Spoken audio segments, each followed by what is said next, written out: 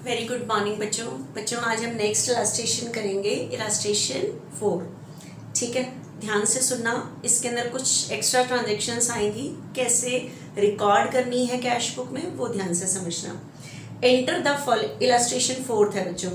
ठीक है, enter the following transaction in single column cash book. और सिंगल कॉलम कैश बुक के साथ बोला एंड जर्नल।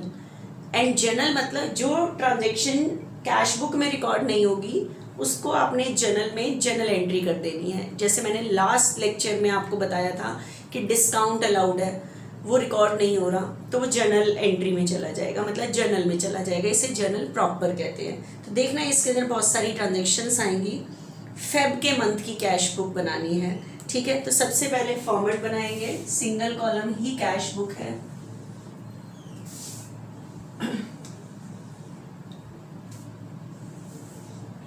सेंटर की लाइन को double, date, particular,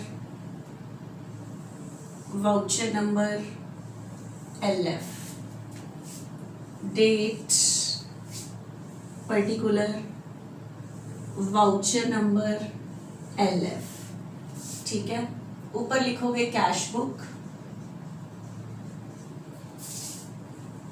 date, particular, voucher number, LF, amount, date, particular, voucher number, LF and amount. अब सुनना ध्यान से। फर्स्ट, आपको पता है जिस भी मंथ की कैश बुक बनाते हैं या तो उस डेट पे बिजनेस स्टार्ट हुआ हो फर्स्ट डेट पे तो पिछले मंथ का कोई बैलेंस नहीं होगा।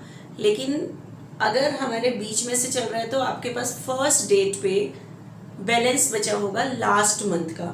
तो आपके पास फेब के मंथ की कैश बुक है ये पूरी। फर्स्ट फेब को लिखा हुआ है आपके पास बुक में balance in shop. First Feb को लिखा हुआ है balance in shop. Balance in shop cash, cash का बैलेंस लिखा हुआ है, ये वर्ड लिखा हुआ है और 40 लिखा हुआ है।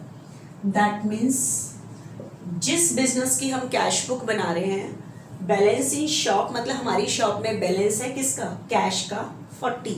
फर्स्ट फेब पे बैलेंस कहाँ से होगा, जो जनवरी के मंथ की कैश बुक बनी होगी जब उसको क्लोज किया होगा तो उसका बैलेंस बचा होगा, वही लास्ट मंथ के एंड का जो बैलेंस है वो नेक्स्ट मंथ के ओपनिंग डेट पे लिखा जाता है ब्रॉट डाउन करके। और कैश का हमेशा डेबिट साइड ज़्यादा होता है तो ये बैलेंस आगे लिखोगे टू बैलेंस ब्रॉट डाउन करके डेबिट। ठीक है, 40,000। अब देखो बिजनेस में कितना कैश आया कितना कैश गया वो सारा आप करोगे इसके अंदर। ठीक है, कितना कैश आया कितना कैश गया वो सारा रिकॉर्ड करोगे। देखना ध्यान से। आपके पास है बॉट गुड्स, गुड्स परचेज किया। ठीक है, बॉट गुड्स,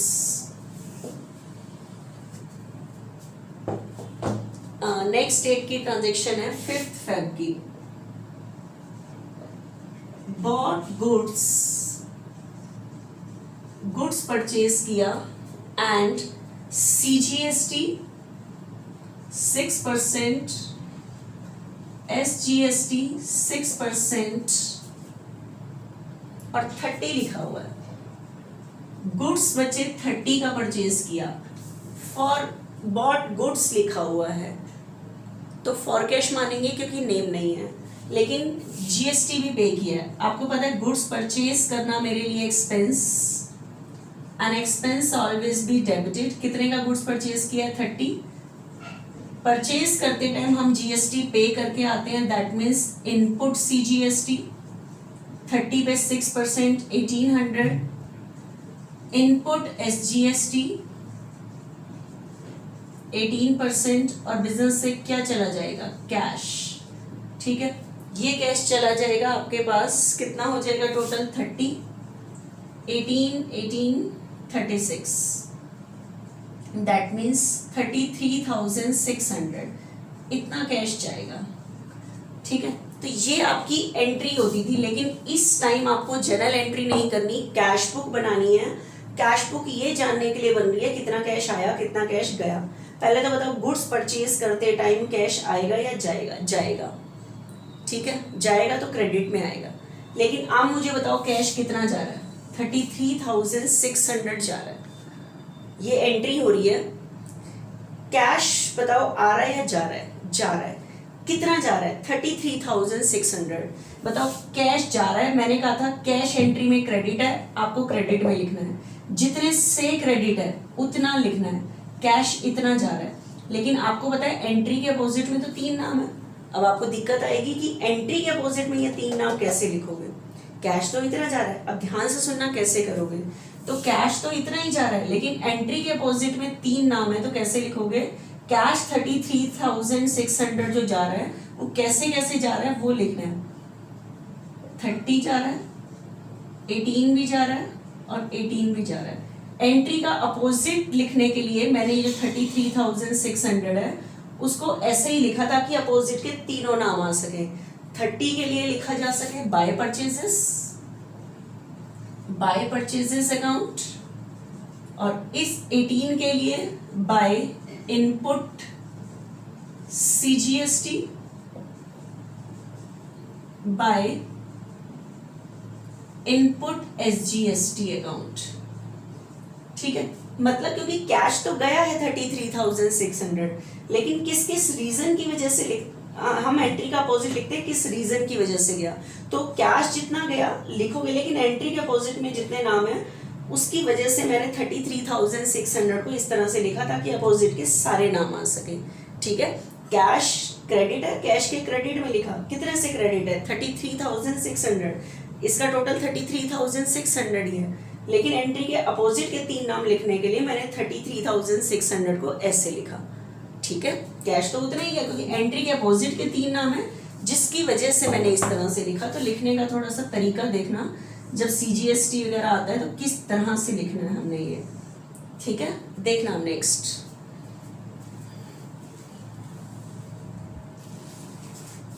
नेक्स्ट आ रहा है बच्चा सोल्ड गुड्स। आपके पास ट्रांजैक्शन आ रही है 7 Feb की। Sold goods CGST 6%, SGST 6%, 45,000। Yes, अब बात आ रही है गुड्स कैश सोल्ड किया है या ऑन क्रेडिट। किसको सोल्ड किया नेम नहीं है, फॉर कैश मानेंगे। ठीक है, तो गुड्स सोल्ड करना मेरी इनकम ऑलवेज भी क्रेडिट। सेल करते टाइम हम कस्टमर से कलेक्ट करते हैं गुड्स, कितने परसेंट? 6% है, तो 45 पर 6%,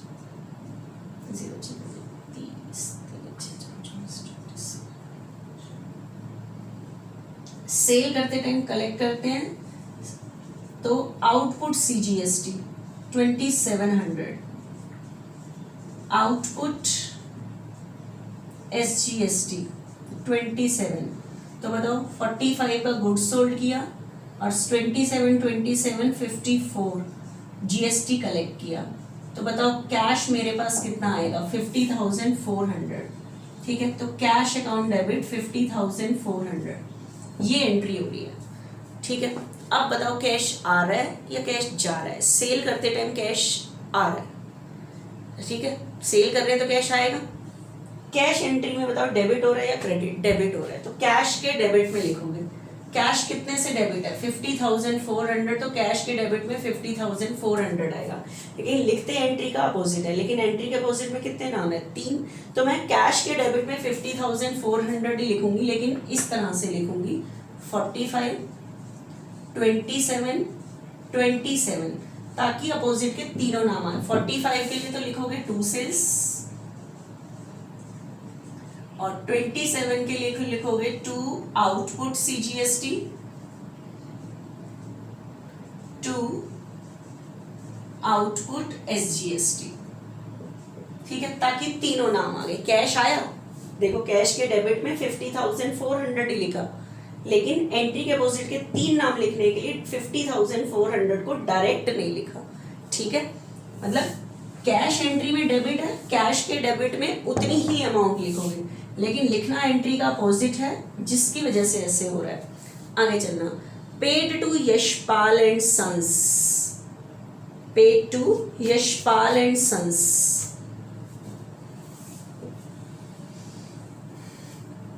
paid to Yashpal and Sons on the account 6,000, Yashpal and sons को 6,000 की पेमेंट किया उसके अकाउंट की। किसको पेमेंट की है? Yashpal and sons. तो बताओ पे करने से जाएगा क्या? कैश। किसको पेमेंट कर रहे हैं? Yashpal and sons. तो एंट्री बनेगी Yashpal and sons account debit to cash. तो कैश आ रहा है या जा रहा है? जा रहा है। कैश एंट्री में डेबिट है या क्रेडिट? क्रेडिट है। कितने से? 6,000। तो कैश के क्रेडिट में लिखोगे क्या? By Yashpal and sons. बच्चे ये डेट लिख लेना, किस डेट की थी ये सारी एंट्री, डेट वाइज चलना है आपने, ठीक है। जिस सेम डेट पे थी सेम डेट पे रहेंगी। अब देखना next, receive from Rahul brothers. आपके पास ट्रांजेक्शन है रिसीव फ्रॉम राहुल ब्रदर्स। किससे रिसीव किया है? राहुल ब्रदर्स से। एंड डिस्काउंट अलाउड 14 फेब की ट्रांजेक्शन है। रिसीव फ्रॉम राहुल ब्रदर्स 98, तो रिसीव कर रहे हैं कैश, तो कैश अकाउंट डेबिट 98। और कह रहा है डिस्काउंट अलाउड, और क्या अलाउ किया? डिस्काउंट। Discount allowed 200। किससे रिसीव किया है? राहुल ब्रदर्स से, ठीक है। इसका मतलब राहुल ब्रदर्स ने मेरे देने थे 10,000।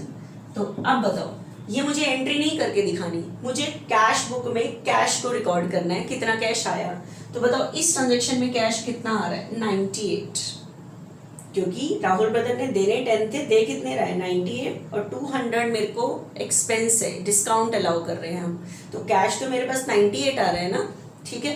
तो कैश एंट्री में हो रहा है बच्चे डेबिट, ठीक है। कितने से डेबिट हो रहा है? 98। तो कैश के डेबिट में 98, एंट्री डिपॉजिट में एक ही नाम है, टू राहुल ब्रदर्स। यहाँ दिक्कत नहीं है, टू राहुल ब्रदर्स। लेकिन आपको अभी एंट्री 10 की है, कैश बुक में तो सिर्फ 98 आया, तो ये 200 कहाँ रिकॉर्ड होगा? तो जो कैश बुक में रिकॉर्ड नहीं होता वो जर्नल प्रॉपर में बुक में जर्नल एंट्री कर देते हैं उसकी। तो ये बची हुई एंट्री 200 से डिस्काउंट अलाउड टू राहुल, क्योंकि राहुल का मैंने 98 ही लिखा है, 200 इसमें भी रह गया। तो जर्नल का फॉर्मेट बनाना, उसमें एंट्री कर देना discount allowed account debit to Rahul brothers. कितने से करोगे? 200। 98 से एंट्री कैश बुक में चली गई, 200 से एंट्री जर्नल का फॉर्मेट बनाना, जर्नल एंट्री कर देना नीचे। जो चीज कैश बुक में नहीं आएगी उसे हम जर्नल प्रॉपर में रिकॉर्ड कर देंगे, ठीक है। Next, loan repaid. किसकी पेमेंट की? लोन की पेमेंट की। लोन की पेमेंट करना, मेरे लिए लायबिलिटी की पेमेंट करना है, तो लोन पे करने से जाएगा क्या? कैश, ठीक है। कितनी कैश पेमेंट कर रहे हैं? 7,000। और किसकी पेमेंट की है? लोन। लोन मेरी लायबिलिटी, लायबिलिटी का बैलेंस क्रेडिट, इंक्रीज पे क्रेडिट, डिक्रीज पे डेबिट। तो लोन आप पे कर रहे हो तो लायबिलिटी डिक्रीज हो रही है, तो लायबिलिटी डिक्रीज पे डेबिट। तो एंट्री बनेगी loan to cash, loan account debit to cash, ठीक है। तो बताओ कैश आ रहा है या जा रहा है? जा रहा है। एंट्री में डेबिट हो रहा है या क्रेडिट? क्रेडिट। तो कैश के क्रेडिट में 7 बाय लोन। मतलब आपको इस चैप्टर के लिए जनरल चैप्टर आना चाहिए। एंट्री सही करोगे तभी आप कैश बुक में रिकॉर्ड सही कर पाओगे, ऐसे नहीं कर पाओगे, ठीक है। डेट लिखते जाना बच्चे, जिस भी डेट की एंट्री है। Next, paid for travelling expenses. किसकी पेमेंट की है? ट्रैवलिंग एक्सपेंसेस की पेमेंट की है, ठीक है। तो ट्रैवलिंग एक्सपेंसेस, एक्सपेंस ऑलवेज भी डेबिटेड, और पे करने से कैश जाएगा 500। एंट्री होगी travelling expenses account debit to cash. तो कैश एंट्री में क्रेडिट है, तो कैश के क्रेडिट में बाय ट्रैवलिंग एक्सपेंसेस, ठीक है। डेट लिख लेना जिस भी डेट की है। Next, receive from Dinesh Yadav. किससे रिसीव किया? दिनेश यादव से लिखा हुआ है 6850। एंड डिस्काउंट अलाउड, और डिस्काउंट अलाउ किया, तो cash account debit 6850, discount allowed 150 to Dinesh Yadav. तो आपकी एंट्री हो रही है cash account debit, discount allowed account debit to Dinesh Yadav. तो आप बताओ आपकी एंट्री में कैश आ रहा है या जा रहा है? आ रहा है। एंट्री में डेबिट हो रहा है या क्रेडिट? डेबिट। कितने से? 6850 से। तो कैश के डेबिट में 6850 लिखोगे। एंट्री का अपोजिट है दिनेश यादव, और आपकी एंट्री हो रही थी cash account debit, discount allowed account debit to Dinesh Yadav. तो कैश तो मैंने 6850 से यहाँ लिख दिया, तो 150 जो discount allowed to Dinesh Yadav बचा वो जनरल, इसके नीचे जनरल का फॉर्मेट बनेगा, ठीक है, वहाँ discount allowed to Dinesh Yadav journal entry कर देना, क्योंकि उसने जनरल पूछा है, ठीक है। तो discount allowed to Dinesh Yadav 150 से नीचे जनरल में होगा, जनरल एंट्री में, ठीक है, जिसे हम जनरल प्रॉपर कहते हैं। Next, paid to Yashpal and sons, किसको पे किया है? Yashpal and sons. Next transaction देखना 25, paid to Yashpal and sons. तो पे करने से बिजनेस से कैश जाएगा कैश अकाउंट 13,750, कैश पे करते टाइम डिस्काउंट रिसीव करते हैं, ठीक है, 250। किसको पेमेंट की है? Yashpal and sons. Yashpal and sons को पेमेंट की है, ठीक है, कितनी? 14,000। अब मुझे बताओ पे करने से कैश आ रहा है या जा रहा है? जा रहा है। कितना जा रहा है? 14 या 13,750? तो 13,750। तो कैश कितने से क्रेडिट है? 13,750 से। तो कैश के क्रेडिट में 13,750, एंट्री का अपोजिट यशपाल, तो बाय यशपाल एंड सन्स। लेकिन आपकी एंट्री 14 की है, लिखा 13 से कर रहे हो, तो ये जो डिस्काउंट रिसीव है ये रिकॉर्ड नहीं किया, तो ये जो 250 की एंट्री है ये जनरल प्रॉपर में हो जाएगी। आपने एंट्री बची हुई Yashpal sons to discount receive, cash हट जाएगा, Yashpal sons to discount receive 250 से एंट्री बच जाएगी, ठीक है।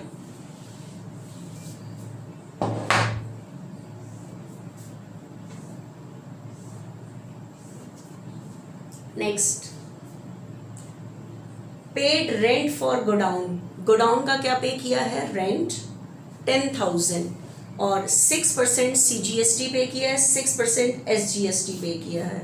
तो बताओ रेंट पे करना मेरे लिए एक्सपेंस, कितना रेंट पे किया है? 10। रेंट पे करते टाइम GST पे करोगे, इनपुट CGST 6% 600, इनपुट SGST 600। तो बताओ टोटल कैश कितना पे करोगे? 11,200, ठीक है। तो बताओ कैश आ रहा है या जा रहा है? जा रहा है। कितना जा रहा है? 11,200। कैश एंट्री में क्या है? देखो कैश एंट्री में क्रेडिट है, आप कैश के क्रेडिट में लिखोगे, जितने से क्रेडिट है उतना ही कैश जाएगा।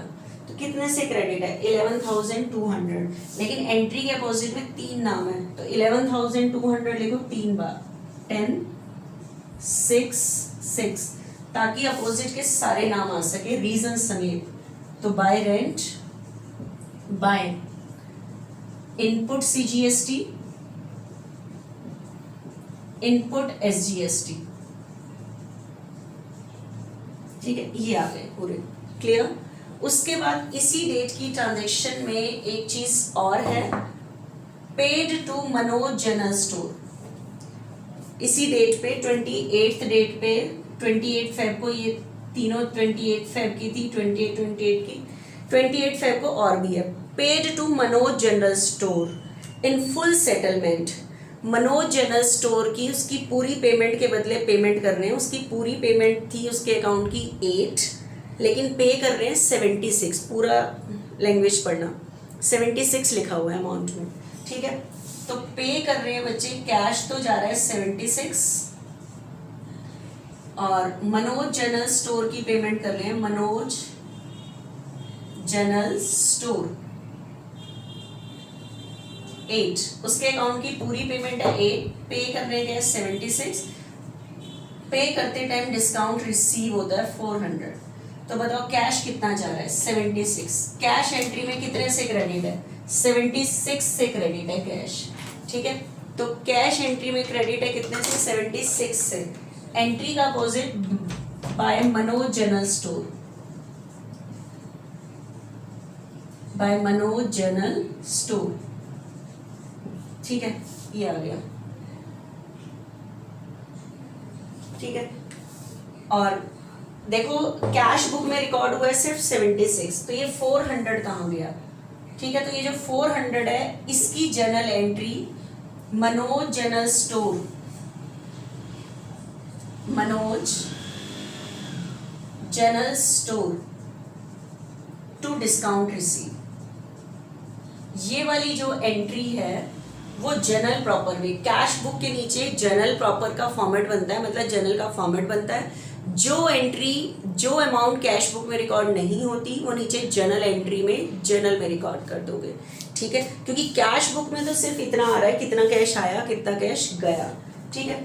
उसके बाद बचे जैसे सारी हो गए वाला सम, उसके बाद मंथ के एंड में, ठीक है, फरवरी का मंथ है, ठीक है, ईयर देख लेना, ईयर है बच्चे 2018, तो 4 से डिवाइड नहीं होता, इसका मतलब फरवरी के मंथ की जो लास्ट डेट होगी वो 28 होगी। तो इसको क्लोज करना,